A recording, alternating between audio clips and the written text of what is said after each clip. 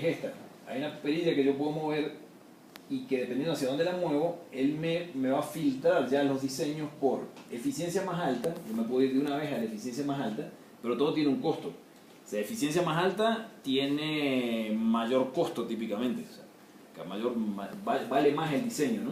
Fíjense que entonces esto en verde, que le llaman el más bajo costo del BOM, es el Bill of Material, la lista de materiales. Entonces, si yo me vengo hacia aquí, tengo el menor costo de materiales, pero tengo menos eficiencia. Si me voy hacia allá, tengo más eficiencia, pero más costo de materiales. Y a su vez está la tercera variable, que es el tamaño del PCB, el tamaño que va a ocupar, digamos.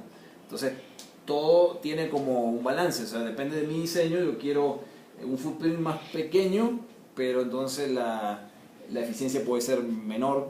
Y entonces tengo que jugar con eso. Entonces, él me da la opción de hacerlo con la perilla directamente, moverlo. O simplemente yo guiarme según mis criterios propios y buscar de la lista de cosas que aparecían el que me parecía el más apropiado. Bueno, si vengo, por ejemplo, entonces él me hace aquí un resumen de lo que fue mi data de entrada. O sea, 11, 13 volt en DC, 5 volt de salida, 1 ampere, 50 grados. La lista de materiales la da aquí. Aquí está la lista de materiales. Me dice el capacitor que se llama Sein, el fabricante es Murata, es este modelo, necesito uno, este es el valor de 6 centavos que él encuentra con algún tipo de proveedor. Típicamente es el propio DigiKey o Mouser, son los que generalmente cotizan ese tipo de material, y me da las características y eso. ¿Qué puedo hacer yo con la lista de materiales? Bueno, lo más fácil, llevarlo a un Excel. La llevo a un Excel, y una vez que la tengo en Excel, luego me voy a la página de DigiKey, por ejemplo, que la tengo abierta aquí casualmente porque estaba trabajando con otra cosa. Esta es la página de DigiKey. Entonces yo puedo buscar parte por parte e ir buscando los códigos aquí. Entonces, por ejemplo, tengo el código, el número de parte es este, ¿no? Entonces lo puedo agarrar a mano, llevármelo para acá, decir cuánto cuesta. Bueno, eso sería como el trabajo como muy a mano. ¿Qué es lo más fácil? Salvar esto como un Excel, luego venirme aquí a DigiKey y decirle que yo quiero crear una nueva orden. O lo que también ellos me permiten hacer es acá una nueva lista de partes. Crear una nueva lista de partes manualmente o subiendo un archivo. Entonces el Excel que acabo de bajar, yo lo puedo subir aquí de una vez y él ya me cotiza en línea los valores de los componentes, la disponibilidad, y me arma como un carrito de compra y me dice a dónde lo quiere enviar. A Ecuador, ok, el gasto de envío es tanto. O a Miami, bueno, el gasto de envío es tanto. Entonces ya me sale una cotización. Eso es lo que necesito que ustedes coloquen en el proyecto. O sea, que revisen que todos los componentes están disponibles, porque puede ocurrir que un componente no esté en DigiKey, no hay stock. No hay. Entonces, bueno, hay que buscarlo en Mouser. Y bueno, buscan el Mouser, entonces en ese caso hay dos carritos de compra. Tiene que haber dos cotizaciones. Entonces depende de lo que ustedes, del diseño por el cual se van, se encontrarán con más o menos sorpresa. Entonces es parte del trabajo de ustedes darme una cotización completa de todos los componentes que ustedes hayan optado aquí. La eficiencia genérica, la pregunta que tú me decías, él te la da aquí. O sea, la eficiencia de este diseño, por ejemplo, es 89. O sea, 89% de eficiencia media. A su vez, si cambias un poco el punto de operación fuera de lo que yo le dije estrictamente aquí, de 1 ampere y 5 volt, la eficiencia cambia un poco. Hay un pico siempre de eficiencia y hacia los lados siempre decae, ¿no? Pero eso es suficiente para nosotros para sacar una cuenta inicial. 89% de eficiencia está bien. O sea, entonces con eso se saca la cuenta esa que teníamos hace un rato de la corriente máxima que se le iba a pedir al puerto USB. ¿Sí? ¿Qué más? Lista de materiales, estoy acá. Este visualizador, ¿qué es?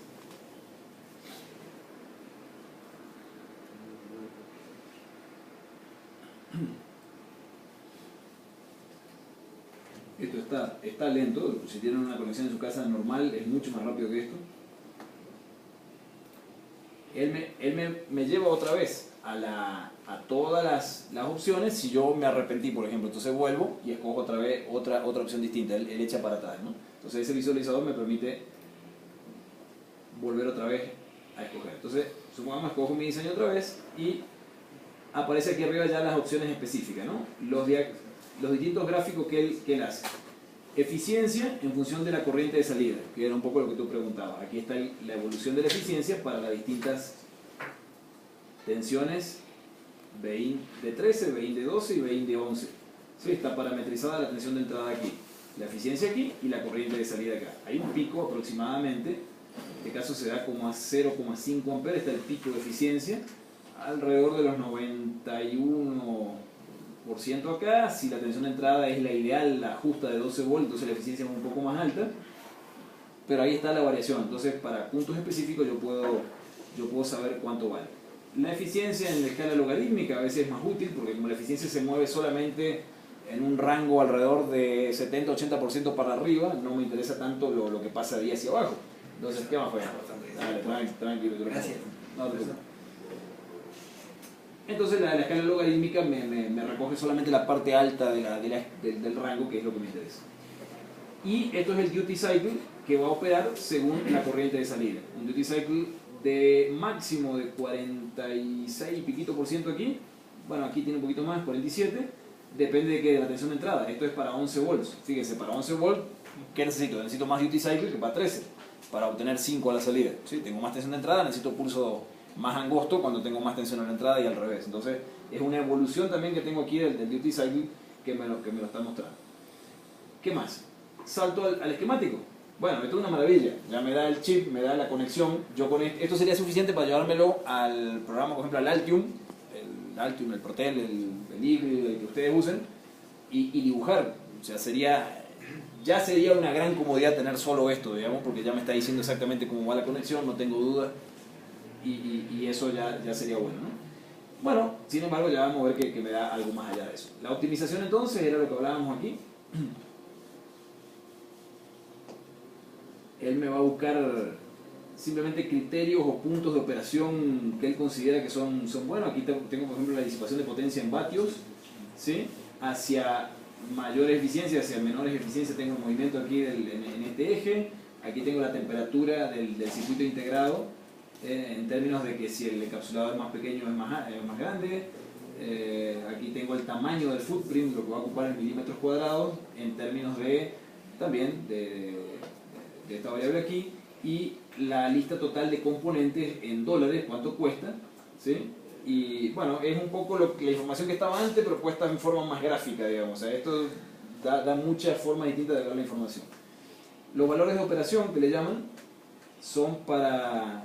O sea, es un listado, digamos, de las variables implicadas y los valores que él calcula, digamos, según el punto de trabajo que estamos escogiendo. Por ejemplo, la temperatura en la juntura del circuito integrado es de 86 grados centígrados para el punto de operación, ¿sí?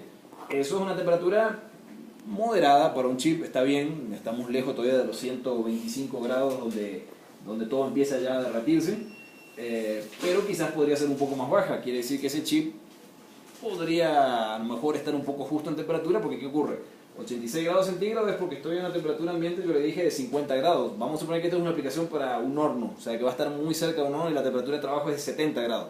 Bueno, automáticamente al ser 70 en el ambiente, internamente la temperatura de la juntura es mucho más alta y la podría estar arrastrando a 110, 115 grados, y ya eso es muy peligroso porque en cualquier momento eso deja de funcionar. Entonces aquí tengo un resumen absoluto de todos los valores que él encuentra, el valor pico en la corriente, el V-out pico a pico, o sea, el rizado de salida, toda la data que me podría interesar así con más detalle está aquí.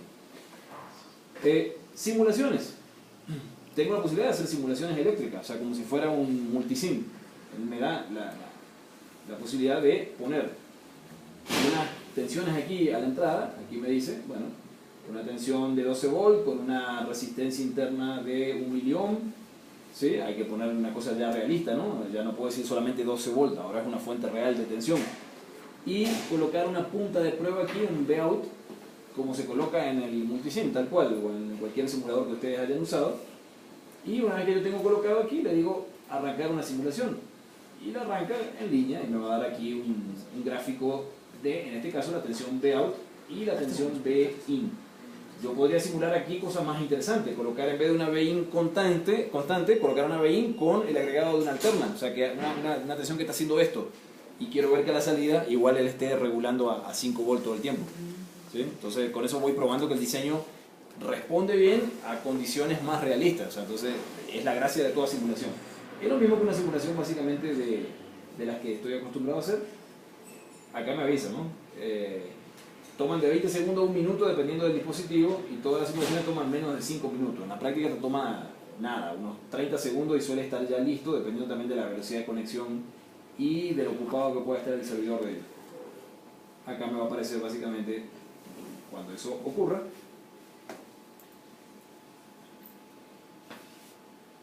Acá hay una punta de corriente que han colocado también, aquí también hay una punta de corriente, esa va a salir la gráfica de corriente también. Aquí hay corriente también en el condensador, o sea que hay varias variables, realmente aquí hay varias, hay corriente en la carga, ¿sí? Todo eso lo debería mostrar.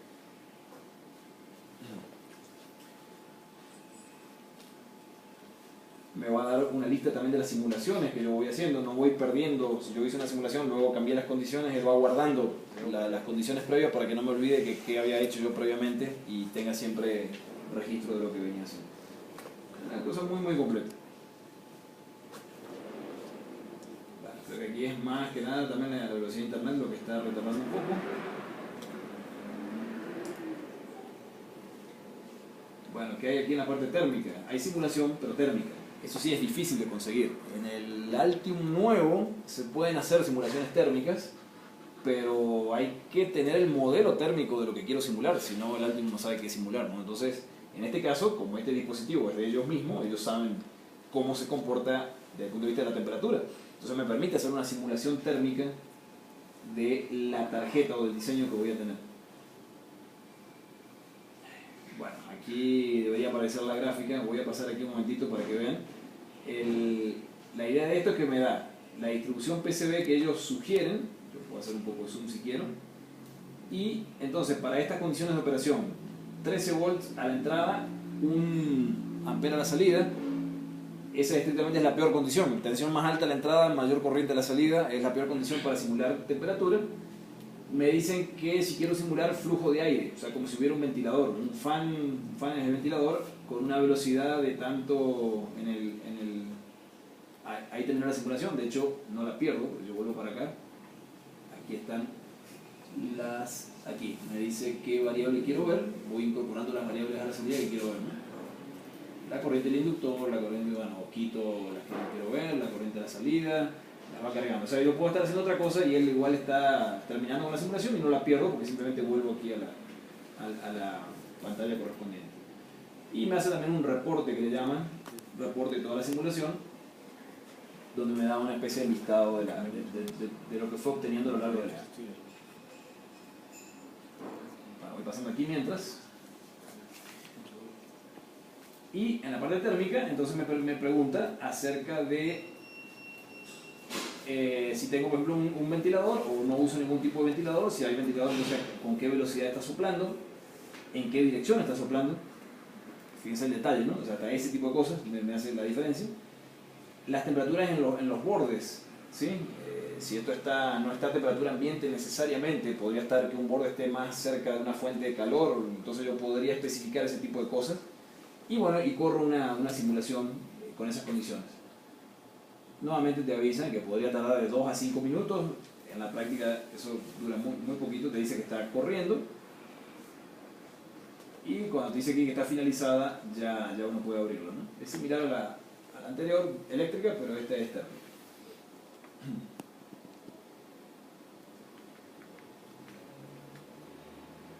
Completada. Entonces vamos acá. Es ver aquí. Entonces me va a hacer una barrita aquí de temperatura y yo puedo ver con más detalle la temperatura. Obviamente abajo del chip es la parte más caliente y entonces es la que yo analizo si es suficientemente fría o suficientemente caliente para mi diseño. Entonces empiezo a comparar un poquito, no sé, estará en el orden de posiblemente aquí en el rango de los 90 y pico de grados, por aquí abajo es una temperatura nuevamente importante para un diseño, es una temperatura a la que no le puedo mantener el dedo, por ejemplo, simple. O sea, este diseño yo le puedo mantener el dedo acá abajo sin problema, se entibia pero no se calienta. Ese quizás es un diseño un poquito al borde dependiendo de las condiciones, ¿no? Entonces bueno, eso ya son insumos para que yo tome mi decisión como diseñador si eso es bueno o es malo, ¿no? Y acá me dice, ¿no? El tope de la temperatura que detecta en la parte de arriba del PCB es 91, en el encapsulado exacto del circuito integrado 92 grados, en L1 que es la inductancia 66, en el capacitor 70 Entonces también con esto yo me puedo ir a la hoja de datos del componente, saber si mi capacitor está operativo a esa temperatura o trabaja bien a esa temperatura. Hay muchas cosas que se pueden hacer.